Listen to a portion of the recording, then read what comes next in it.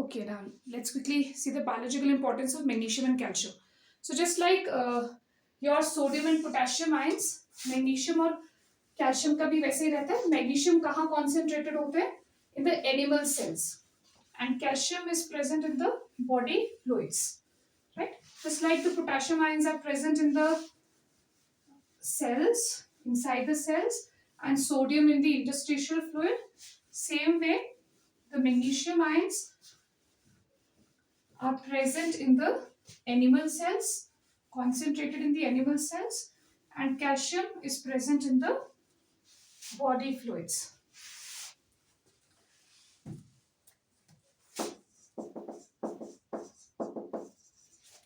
Biological importance of calcium and magnesium.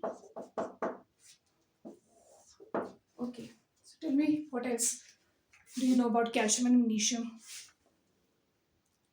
So एक adult body में लगभग कितना होता है? 25 grams of magnesium is there and 1200 grams of calcium.